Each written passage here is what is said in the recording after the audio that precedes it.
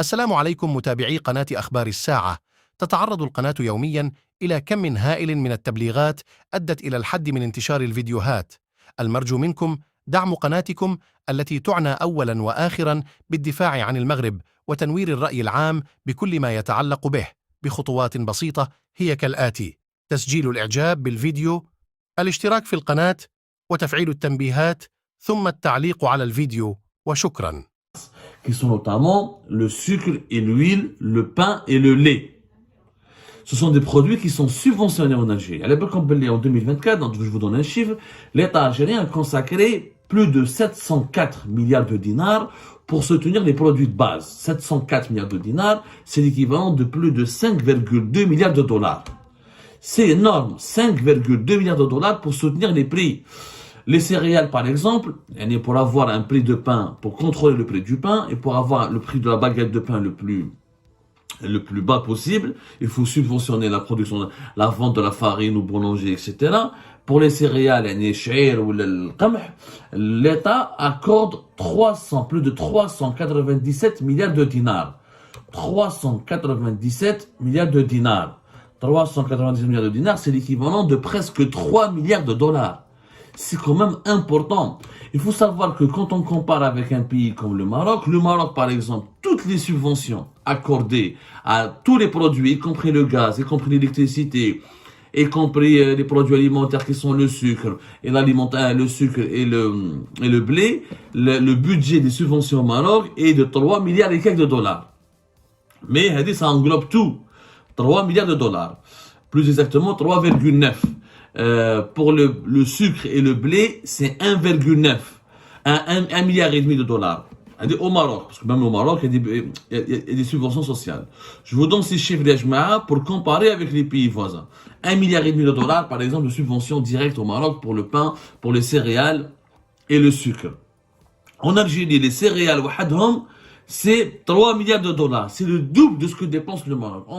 Si on calcule toutes les subventions qu'accorde l'État algérien au logement, etc., c'est un budget 10 fois plus élevé qu'au Maroc. Le Maroc, en général, c'est 3 milliards et demi de dollars.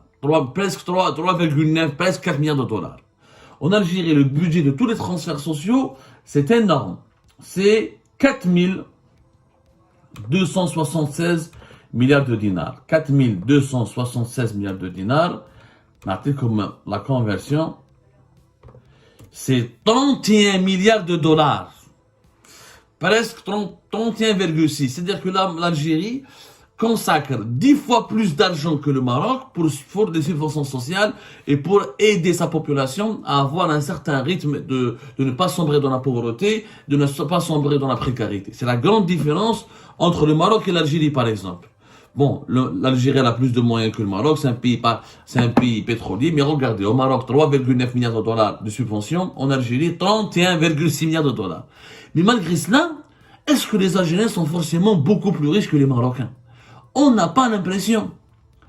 Oui, le niveau de vie, le développement humain, les Algériens sont mieux classés que les Marocains dans les classements internationaux, et ça s'explique parce que nous avons du pétrole et du gaz, donc nous sommes un pays plus riche, donc nous avons la capacité de financer les dépenses sociales pour offrir un certain bien-être, une certaine qualité de vie, un certain niveau de vie à notre population. Le Maroc n'a pas les richesses de l'Algérie, mais qui chauffe la cherté de la vie, nous sommes dans une inflation similaire. Le taux d'inflation au Maroc, pratiquement, il est moins élevé quelquefois que l'Algérie. Le taux d'inflation au Maroc, يعني ما كاينش فرق كبير. ما كاينش لحد الان فرق كبير بين voilà. Alors 0,3% au Maroc, ça commence à baisser quand même. Alors 2,3% au Maroc en janvier 2024.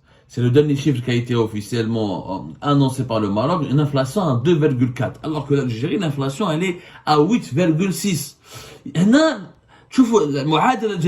C'est pour ça que l'Algérie est une énigme.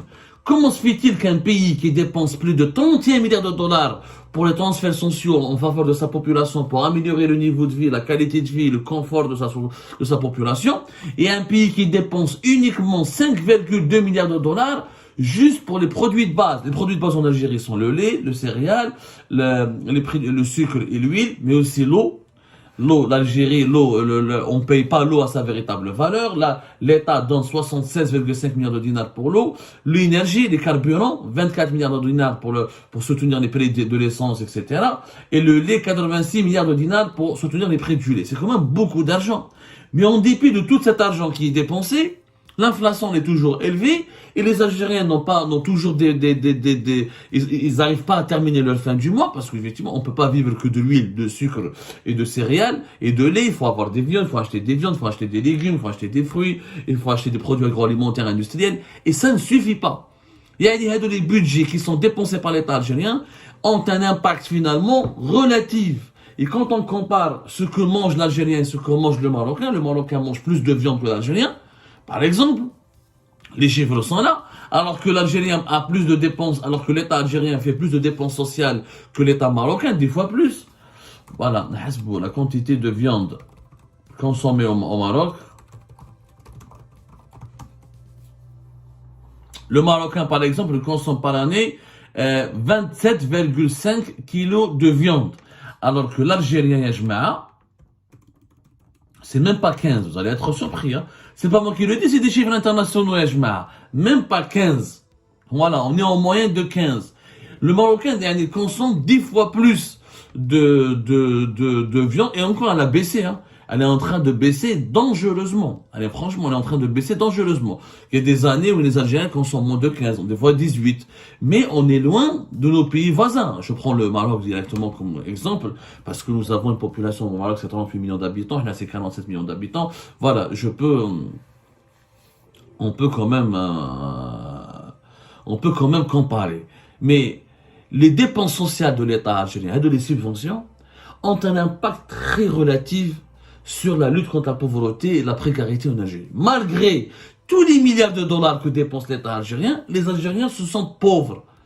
Ils restent pauvres parce que il y a pas mal de produits alimentaires qui demeurent un luxe pour eux. Notamment et surtout les viandes. Mais pas que. Certains fruits et certains légumes. Et chez FNAM 2023-2024 notamment, même en 2022, les légumes, durant les 3 dernières années, 2022-2023, surtout 2020, parce que la baisse des fruits et des légumes, elle a commencé janvier. Il y a un ralentissement des prix des fruits et des légumes, même s'il y a une augmentation, au lieu d'avoir une augmentation de 13-14%, entre 2022 et 2023, où les légumes et les légumes, par exemple, ont connu des augmentations de plus de 25%. Kiff pour les fruits. On connu des augmentations de 20 à 30%. Là, ça a baissé, c'est des augmentations de 3 à 4%, avec des baisses depuis janvier et février 2024. Mais, dans un pays où, normalement, l'État dépense autant de milliards, 5,2 milliards de dollars pour les produits alimentaires de base, et 31 milliards,6 de dollars, plus de 31 milliards de dollars pour les transferts sociaux, parce qu'en Algérie, on soutient le logement, les hôpitaux sont subventionnés, il y a pas mal, l'emploi il est subventionné. On a quoi tout à l'heure, les chiffres, les incroyables. C'est des dépenses qui sont trop élevées, mais avec un impact minime. Parce qu'en fait, l'Algérie, elle se trompe de doctrine. Si on veut lutter contre la pauvreté en Algérie, il faut augmenter les salaires. Ça ne sert à rien de soutenir une partie des produits de large consommation alors que les autres produits continuent d'augmenter. Si l'huile et le pain ne sont pas chers en Algérie, si le sucre n'est pas cher, alors que les autres produits sont chers, notamment les viandes, notamment certains légumes et certains fruits, notamment les produits agroalimentaires industriels, ça n'a pas d'impact. Ça n'a pas d'impact. On ne peut pas vivre que de pain et de lait et de l'huile et de sucre.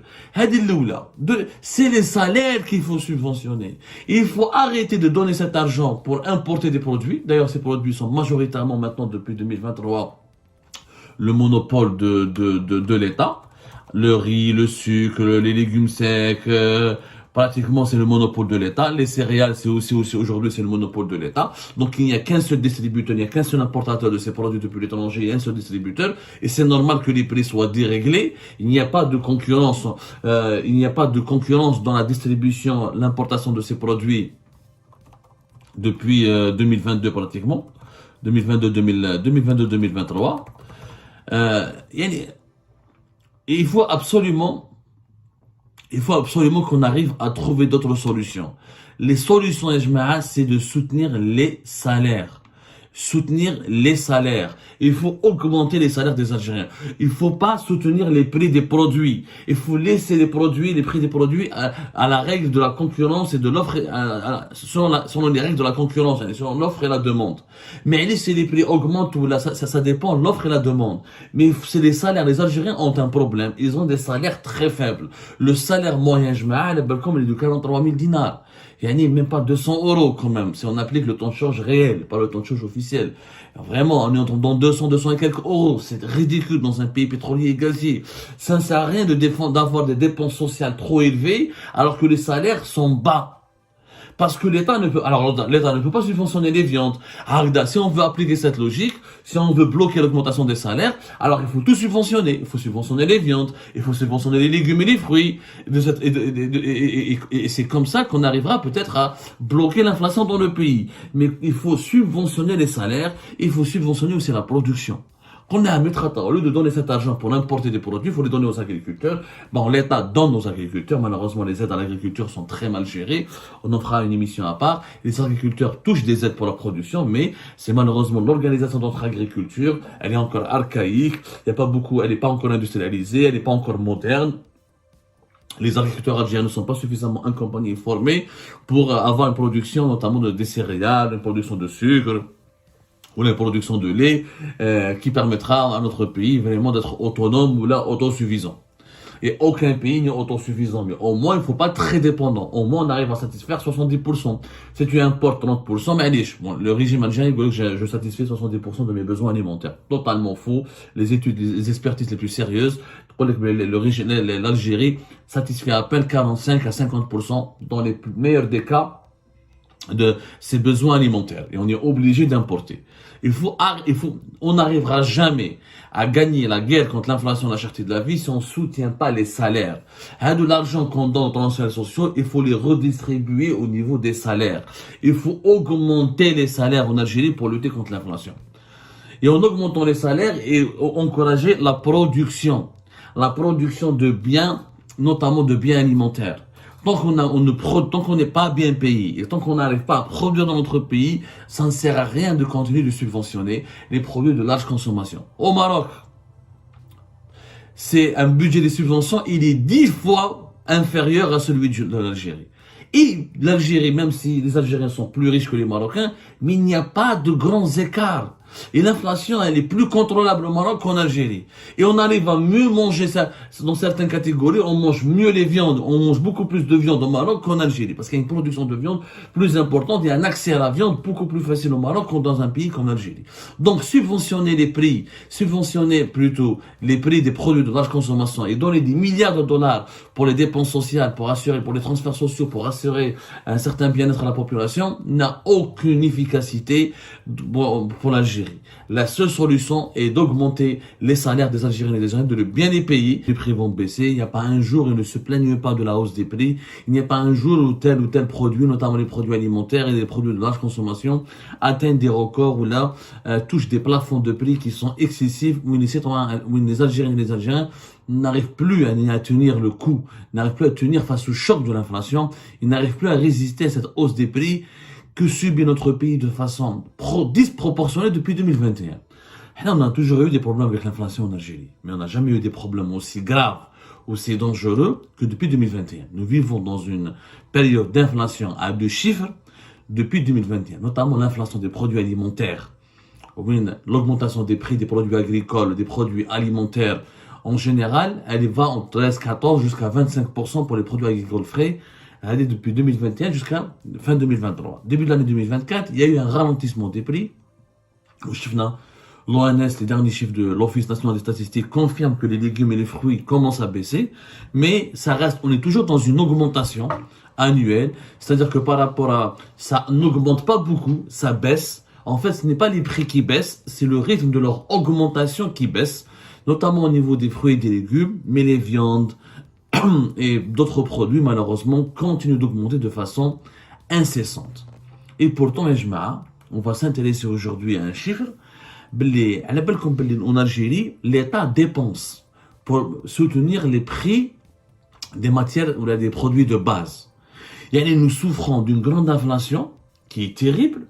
Le dernier taux d'inflation donné par l'ONS pour le mois de février, le dernier chiffre, le dernier calcul, le dernier taux d'inflation qui a été révélé par l'ONS pour le mois de février 2023, on parle d'un taux d'inflation de 8,6% par rapport à février 2024 et février 2023.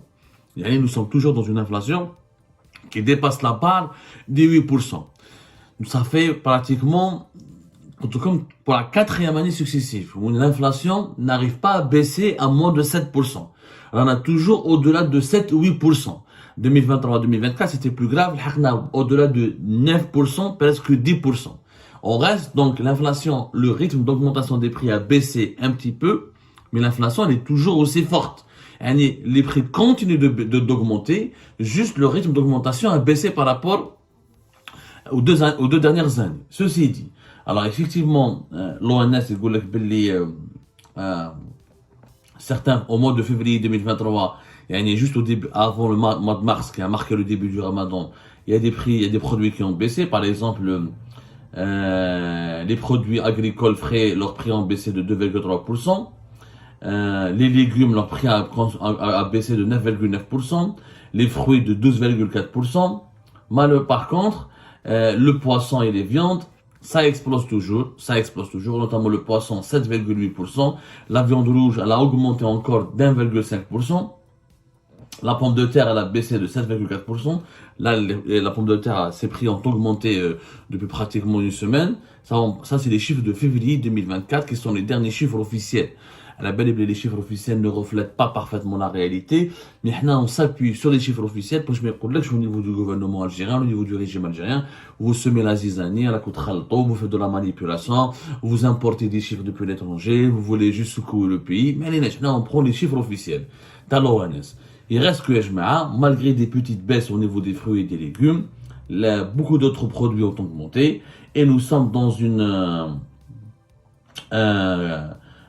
dans un taux d'inflation de 8,6%, avec minimum 4,5% pour les produits alimentaires en général. Ça, c'est l'augmentation annuelle. Parce qu'on on peut pas se baser sur des baisses mensuelles pour mesurer réellement le niveau de l'inflation dans un pays. On prend toujours une moyenne annuelle, parce que ça peut baisser d'un mois à un autre et ça peut exploser pour les 12 ou les 10. Si ça baisse pendant 2 mois et ça explose pendant 10 mois, ça n'a pas de sens. Si ça baisse pendant 3 mois et pendant un seul trimestre et ça continue d'augmenter pendant les 3 autres trimestres, donc l'inflation n'a pas reculé réellement dans le pays. Alors, ce que nous appelons aussi l'ONS, c'est qu'effectivement, donc, sur l'échelle d'une année, avec les augmentations les plus importantes, 15,6% pour les viandes et les abats de moutons. Avec les produits agricoles par rapport, entre février et janvier 2024, leur prix ont baissé de 3 à 4, même jusqu'à 9% pour certains légumes. Par rapport à une année, par rapport à février 2024, les prix des produits agricoles continuent d'augmenter en général de 3,9%, ce qui est quand même important. Alors, les produits alimentaires industriels, c'est une augmentation de 3,6% par rapport à février. Je vois la différence. Il y a une diminution des prix, il y a une baisse des prix entre février 2024 et janvier 2024. Mais quand on compare les prix de février 2024 par rapport à février 2023, il y a toujours une augmentation. Nous sommes dans une mécanique infernale de l'inflation où le régime algérien, c'était sa plus grande défaite. Rien, tout ce qu'il essaie de faire, ça ne marche pas. Ça ne marche pas. Donc, un recul, le café et le thé, par exemple, une augmentation aussi de 15%. Les augmentations de les prix, dans un pays comme l'Algérie, c'est anormal. Pourquoi c'est anormal? Parce que l'Algérie est l'un des pays qui subventionne le plus les produits de base. À l'époque, comme il est dans notre pays, en 2024 par exemple, l'État algérien a consacré un budget très important pour soutenir les produits de base.